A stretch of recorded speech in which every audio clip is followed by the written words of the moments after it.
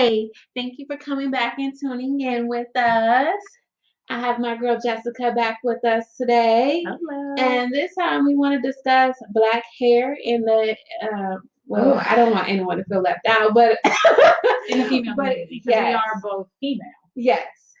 And it is we're digging into how important um, our Black hair hair is, is. in our community. And how much weight is kind of put on hair. Yes, and going through different transitions between short, long, finding things to like help maintain it and take care of it and keeping it healthy, learning to love the natural us, the natural hair, and going through some of those phases. And so we want to take you on a little journey and a little chat with us.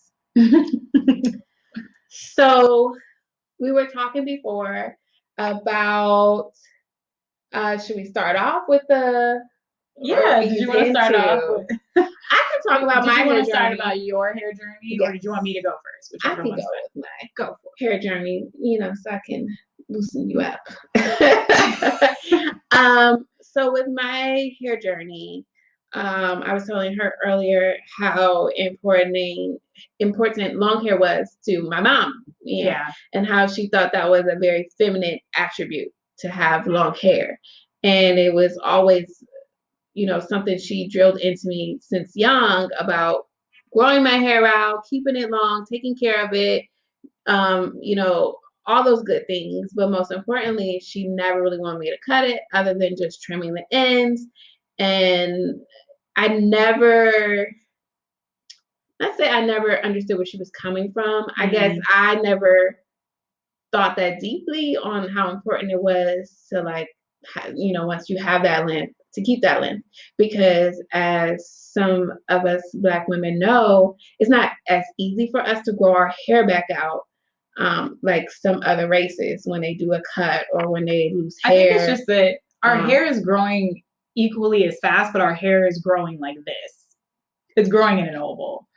So, it's like that's like if you took a short afro, like even my hair, if my hair was straight, the length would just look a lot different. Okay. I think. I don't know. I mean, I could be wrong. Because this is grab a piece of your hair and just pull it down for a second. I don't want to pull the scarf off. No. But but I just feel like and then I've seen some of my other racial friends, I've seen them do a cut at around the same time I do a cut, and the next thing I know, their hair is like back down here. But it could be my type of hair. I'm not gonna say it's for all African American women type of hair. I know for my particular grade of hair, it takes me longer to grow it back out. But that's true. That's a good point. I learned that, through trial and error. And I now, value, if I do another cut, it's going to be a permanent one, because the hair growth journey, it was a long one. And I told her about, I think it's like 3 separate instances where I've had short hair. Actually, maybe more. When I was young, my mom permed it because a friend of hers said that, it's a good idea to perm my hair. And so, she had her concerns, but she went ahead and let her friend convince her to do it. And her friend did it, and it took out my hair. I'm pretty sure it probably changed the texture of it as well. Probably. And even now, it's never grew back to the length it was when I was young. Oh, when it was like virgin.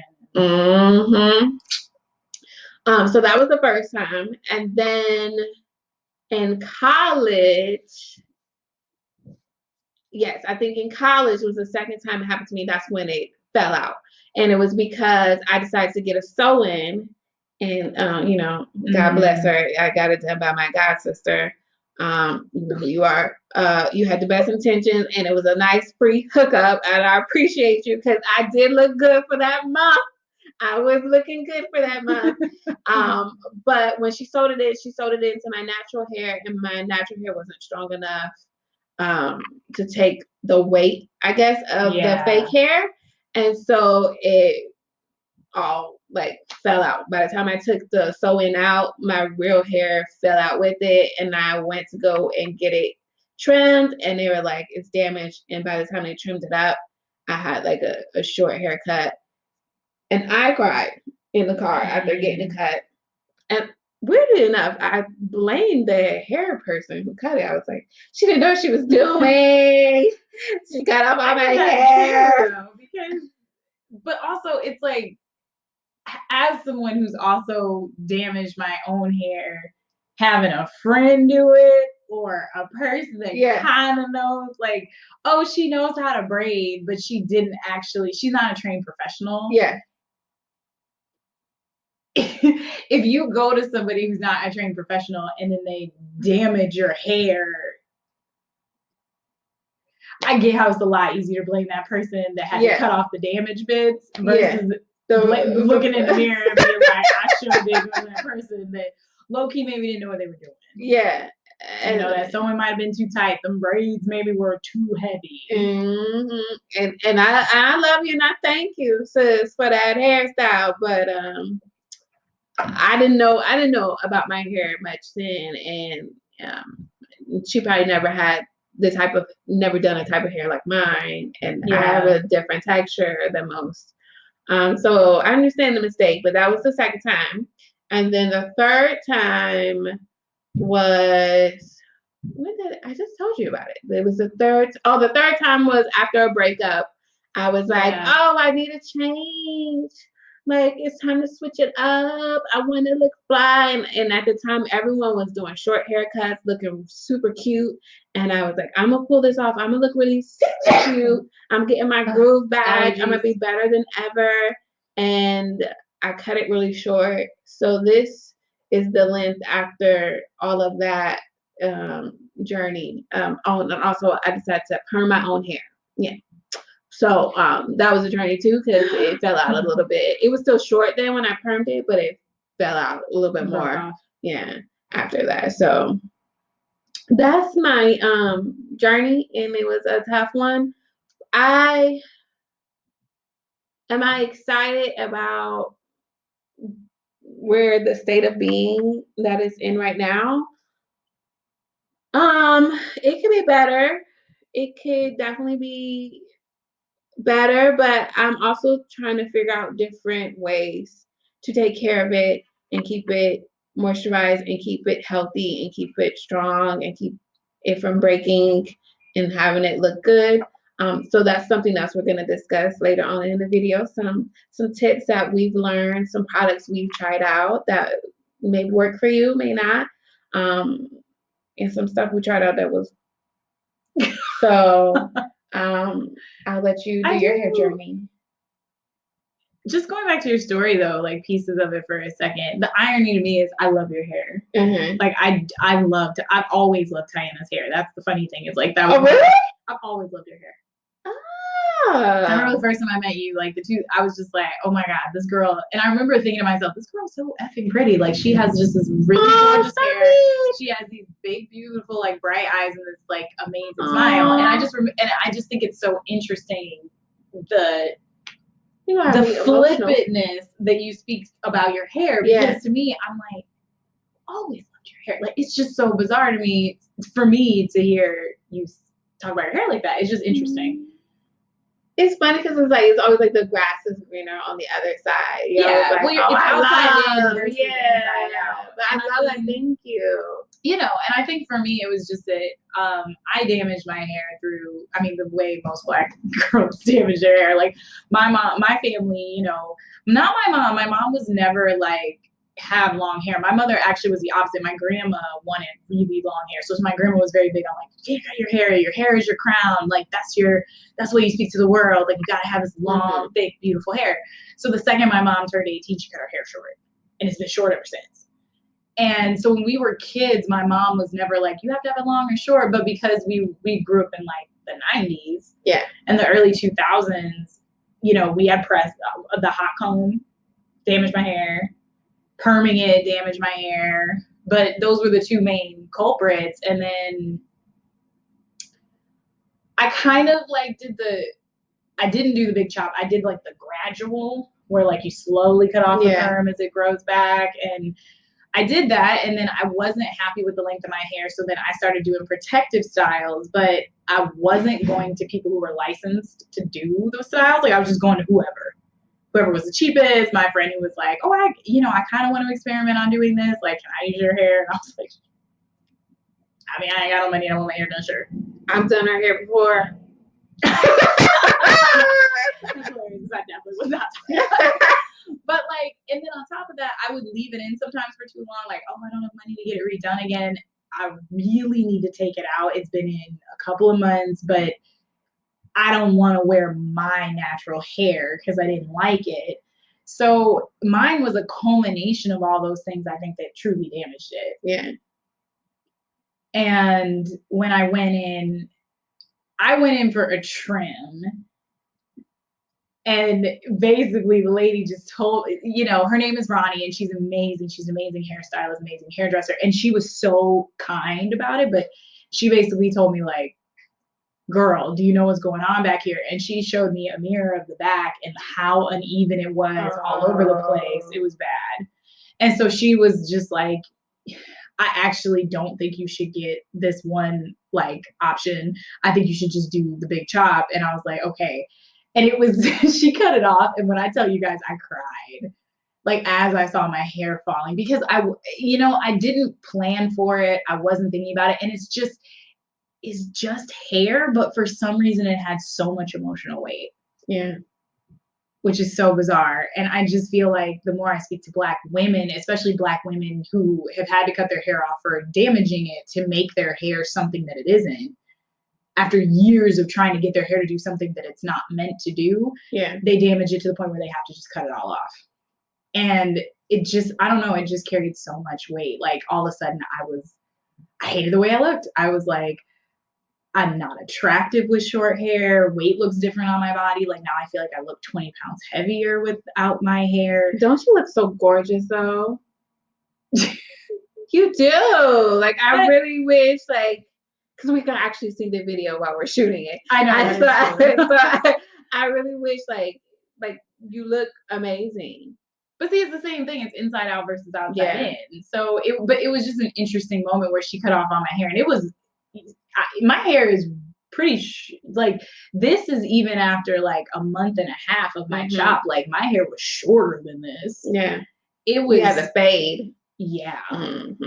Yeah, I did. That thing was short. Yeah. And so, but it was kind of interesting because she just let me cry. Ronnie just let me cry in her shop. And I was just like, you guys don't have to, like, come for me. Her and this other woman who's getting her hair done that was just an innocent bystander. I was like, you guys don't have to come for me.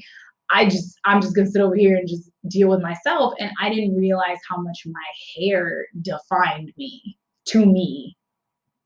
Suddenly, my attractiveness, my confidence, my worth was tied up so much in my hair, and I didn't know it until I cut it all off. That's, like, so deep to, like, hear that, because I think so many women can relate. And also, you always see, I know when I look at social media, you always see these women who are, like, starting to go natural. Here's the big chop. They make it look so exciting and fun. You don't hear the other stories that's like, yeah, this happened, and it wasn't that fun and exciting. It's something that I had to deal with. And you really have to, like, learn how to take care of your hair. You have to learn products. It's a different journey. Like, the products you need for straight hair is different from products you need for natural hair. So what you've known most of your life is now completely, you're starting from scratch. You're like, okay, what's going to make this natural hair look good? What's going to help keep it healthy? What styles can I wear? Yeah. And I think you brought up a great point about natural hair, like the protective styles, like braids and locks and twists, because I think so many people are like, oh, it's such a good look, but people don't realize it has an expiration date. Yeah, it does. And you're also pulling on your hair. So what I did, because I was totally one of those women, is I would just keep doing the protective styles over and over and over and over and over again, like never letting my actual natural hair breathe. And I kind of suffocated it. Yeah. And I started to break it because it's not like I was going to you know, I don't know, the lady at the salon that's more expensive because she's trained, she went to school for this, she studied this, all of this great stuff. I was going to whoever I could afford at the time, which usually I didn't have a ton of money for. And then even after I cut my hair, like even my hair being, this short, figuring out products just for my hair is so different. And I was saying to you earlier that it's just so interesting being a person of color and having a completely different hair type than a lot of other races, because we are only now within the last, I don't know, maybe 20 to 50 years, like we're truly studying our hair. Like if you look at our hair care section in any store, like in Target, in Walgreens, in a grocery store, in a CVS, it's like this big. Everybody else's is this big. So we get these few little products, and then it's kind of like, well, does this work? Does that work? I don't know what works. And then on top of that, it's not like people are giving you these products for free to try, saying, oh, we'll try this on your hair. And then, now people are starting to do more research and saying like, oh, there's actually 4C, there's 3C, there's 2C. Like we all have different types of hair, and what works for like somebody with 4C hair is not the same product that someone with 3C hair is. But to figure out what works for your hair, you just kind of got to experiment on it. Or we've been watching, what was the videos? Oh my gosh. What was the oh yes, let's give them my phone is charging. Okay, well never mind, we'll do that. I'll make sure we do it before the end of the video. Okay. But thankfully, because living in this generation too, like you finally get women who are doing all of these videos where they're trying like the whole line of the product, and they're actually saying, okay, this product, this thing in this entire line is amazing, and this is why. These are the actual reasons why all of these other products did not work for my hair. Yeah.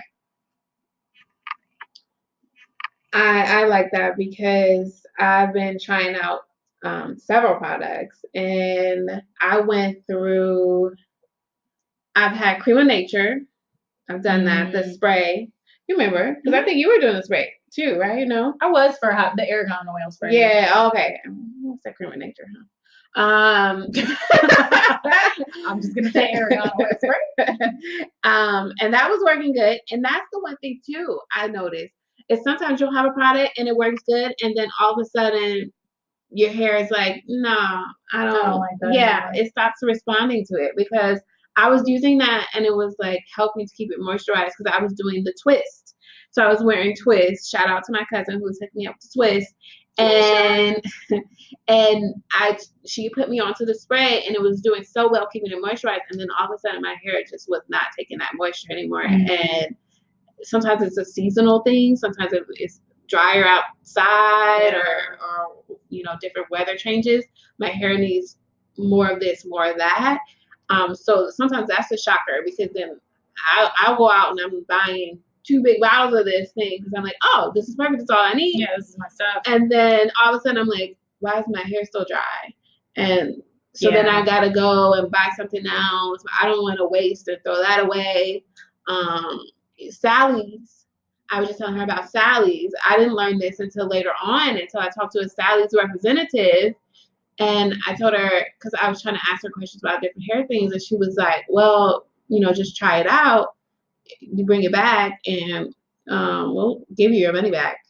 And I didn't know that either. And it was from just talking to, and I don't know if it's on every product, so I don't want you going crazy. You may want to make sure you check with a sales representative first. But the person who I spoke to, and I know it's true because I brought the product back. It didn't work for me, and I brought it back, and they gave me my money back. No questions asked, none of that. Wow. And they threw it in the garbage.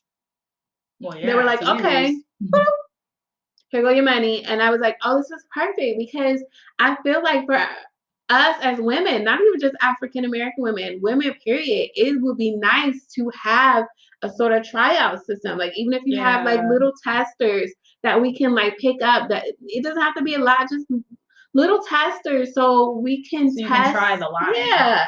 And I don't want to have to sign up for one of those like bird boxes or whatever, those little special boxes that they send every month. So try out. I don't want to do that, because I don't want to be, I'm still paying. No matter what, I'm still paying to get these products. And not to say I just want a bunch of free products in life, but sometimes it's nice to be able to try out a few things for free to know what's going to work for you, or at least be able to be like, okay, well, now I know these items aren't going to work before you make a big investment, because hair products aren't cheap. Yeah. And also too, it says something about the product standing by their line, because there's a lot of products that'll give you a sample, you know, just because they're like, we stand by our product, so try this thing, and then, you know, if you don't like it, bring it back in 30 days. You can bring back the empty bottles. There's so many things that do that, but it's interesting they don't really do that with hair care products. Yeah. And also, even just like, even my hair being this short, you know, having my unexpected chop, even with my hair being this short, I remember it was so dry. And second shout out to her cousin Kanisha. I remember I called her because I didn't know what to do, and Kanisha she has like this gorgeous afro. Mm-hmm. And I called her and I was just like, I don't know what to do with my hair. My hair is just really dry. And it was kind of an interesting moment for me to realize, for as much as I don't like my hair in this stage, and I'm really still adjusting, and I don't necessarily feel the most confident or the most attractive with my hair this short, if my hair was 3 times longer than this, it's not like I would know what to do with it either. So starting off with it short is logical, because then as it grows, I can grow with my own hair and be like, oh yeah, I know my hair, I'm good. But even calling her and just saying, I don't know what to do with my hair, can you please help me? And saying that to my other friends who have cut off their hair. And one of my friends, Shalonda, she made me this spray, which is a rice water spray with a lot of essential oils and stuff. It smells really good. And tell them what kind of essential oils. Well, the few that you know. I know, right? I was like, I know there's peppermint oil. She did put argan oil in it. She also put castor oil in it. And how do you make the rice water again? I have no idea. That's why she made it for me. I think it's like I think you just leave literally rice and water to ferment for a few days, and then you strain it out and you keep the rice. It doesn't smell particularly good right after rice water doesn't smell good. Okay. That's a very weird smell. But anyway, my friend made that for me, and she said, you know, this is what I used in the beginning. She did. And what is it supposed to do? It's supposed to like moisturize. It's supposed to help your hair with growth, like help it grow. Wow. Yeah. And fill in and get thicker. But also the thing that she also told me that was really interesting is that, which I have started to see on more and more videos about rice water, which is just fascinating to me about hair and how hair takes. She said that she could use the rice water and it helped her hair grow like crazy when it was short. But as soon as it got to a certain length, when it was like, I think her hair is pretty full and it's getting really big now. But when it got to a certain length, the rice water actually started clogging her pores in her scalp, and she had to stop using it. Mm-hmm. And she said the same thing about coconut oil, that when her hair was short, she was just like, when I had just done my chop, she's like, my hair just drank up the coconut oil. And then all of a sudden, as it started to grow out, it got to, when it was at a certain length, I couldn't use these things that got me to that length. And then she had to change her hair products. Mm-hmm. I wasn't a fan of coconut oil. Coconut oil is a little too thin for my hair. My hair does, you know, my hair at this length, I can use coconut oil with other things. Yeah. And then, yes, it will definitely give me some moisture.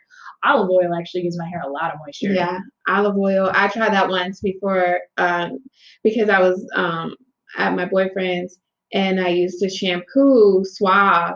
And Suave may be good for other people of other colors, but it dried my hair out.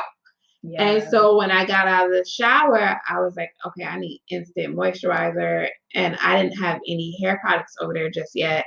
And I just went to the cabinet, got some olive oil out, and it did. It definitely moisturized it. And I think it like kind of kept it moisturized for like at least 2 days. Yeah. I bought mine in a spray bottle. It turns out they sell that in the cooking aisle now. So, but I do that. Like, I'll actually I'll shampoo and condition it. And also, another one of my friends, and it's interesting because I feel like the more you talk about hair, the more you'll start to pick up these weird random facts and tips. But one of my friends was telling me that she was like, if you're ever in a situation where you maybe can't use the products that are truly made for your hair, and you're using something like a Suave that's just not made for our hair, and it's going to dry it out. She was saying that like you can dilute it, like take a tiny bit of it and then just really dilute it before you put it in your hair to help like with that drying factor. Will it cleanse it though still? Yeah. They're being diluted? Supposedly, but again, I haven't done this. This was just something someone told me that like, okay. here's my like in a pinch 2 second thing. Like if you're in a pinch, you got to wash your hair. Like, I don't know, you just went swimming or something, and Becky with the good hair is the only person with shampoo, and it happens to be something that you know is going to strip your hair. That supposedly, if you dilute it and then put it on, it's supposed to be less damaging. Okay. But yeah, I don't know. Hair is just such an interesting thing. Like there's so much weight that's been put on it for so long, and it's like, I don't know, I feel like you could almost go back and really look at how oppressive it was to have our kind of hair for so long. And now it's trendy, which is interesting. It's still a battle. Yeah. And everyone is constantly fighting to get more approval on our hair and our types of hairstyles. So shout out to all the people who are constantly fighting for our hair to be accepted in society. Yeah. I don't understand why it would be a thing, and that's so sad that it is a thing for certain people, that you would have a problem with the way someone wears their hair, or you would think it's unprofessional, or you would think, which I've been in that situation before. Really? I actually worked at a first class lounge at the airport at one point, and it ended up going like I ended up having to get like HR involved over my hair because they were telling me, and just to any person who doesn't do braids or like faux locks or any of those types of styles, but to the people who have done it before, it takes a long time. You got to buy everything to do it, and it's not like, oh, okay, you sit in the chair for 20 minutes and your hair is magically done. It's like you actually did commit hours to this style. And I had gotten my hair just freshly braided. I had it, pulled back. And if you read the guidelines of what your hair is supposed to be, it's supposed to be neat, pulled back out of your face. And, that's it. I came in with my, my long braids. They were maybe down to here. And, I had half of it pulled back and the rest down. And I think I had the top part like in this like lower bun. But it was neat. It was clean. It was professional. And one of the representatives for the airlines just happened to be there that day, and she looked at my hair. I saw her point at me, and then she went and spoke to one of my supervisors. My supervisor called me in the office and basically said, you're not allowed to wear your braids. That's not considered, it's not in alignment with our hair code. And I said, why isn't it in alignment? Like literally, if you look at the code, it says neat, tidy, pulled back out of your face, worn low and behind your shoulders, like, and then she said, well, it just needs to look more like, the people in the examples. And I was like, what do you mean? And every single person was Caucasian. And there was even a girl whose style was like mine, only obviously it wasn't braids. She didn't have her hair in braids. But it was such an interesting thing. And I was just like, there's nowhere in the guidelines does it say no braids, but yet this person is able to come in here and instantly look at my braids and say, that doesn't look professional. And I had just gotten them done like the day before. And the thing is, this whole thing, I basically told them like, well, you can pay me the money that I paid for my hair. And also like, you have to prove to me that this isn't professional. And it ended up escalating to HR, getting involved, and HR happened to be a woman of color. And I really genuinely think that helped me in the situation because she was able to sit down with me and this representative. And basically, she was just like, she has to take those out. That's not professional. That's not within our guidelines. And HR was basically sat with me, truly with me on my side and said, these are the guidelines. And she pretty much pointed and said, no, her hair needs to look like that. And she's like, that's not the way her hair naturally looks. Yeah. So even when it's not in this, her hair doesn't look like that. Yeah. This follows the guidelines. And essentially it had to be escalated to the point where she basically had to tell her, like, unless you want a lawsuit, you just need to drop this. Yeah. And what was amazing is the other women of color in the lounge all went out and got their hair in braids. Aww, as unity. Yeah, just a solidarity. And they stood with me. And it was the most fascinating thing because I had only been working at this lounge for 2 months. And the fact that the other women of color, once they heard that this was happening, all of a sudden I came into work and all their hairs they were either in braids or twists or faux locks. And they all had their hair in the exact same style as me. And they were just like, they're not going to bother all of us. But it was a beautiful moment of unity, but it was kind of an unfortunate moment. Yeah. Of just, I don't know, the reality of having different hair. We shouldn't have to go to that length in order to get treated equal. Like, some of this should just be common sense. I don't understand why it's not, and hopefully we don't have to keep fighting. Yeah. Hopefully people will just get some common sense and realize that we are different and we need to love each other for our differences. It doesn't matter what your hair looks like. It doesn't matter what your skin looks like. It doesn't matter man or woman, not, non, gender. Yeah, binary. It doesn't matter. We just got to love each other for who we are. We're all human beings. And that's what's important. And as soon as we start spreading love instead of spreading stereotypes and hate and negativity and it also takes, I love what's happening right now because there is this big shift into owning your own culture. And I think that women, just particularly women of color, because our hair is just so different, we're starting to see our hair through our own lenses, which is new because we were never the ones who got to decide. For a long time, women didn't even get to decide what beautiful was. Like, we weren't the ones to decide that, men were. Mm-hmm. And now for Black women especially, it's like, and then once we were seen as women, it's like, what is beautiful about our hair was never decided by us. It was decided by people who didn't have to deal with our hair. So I don't know. Hair is an interesting thing, but I've got my security blanket. You guys saw it in the last episode. I'm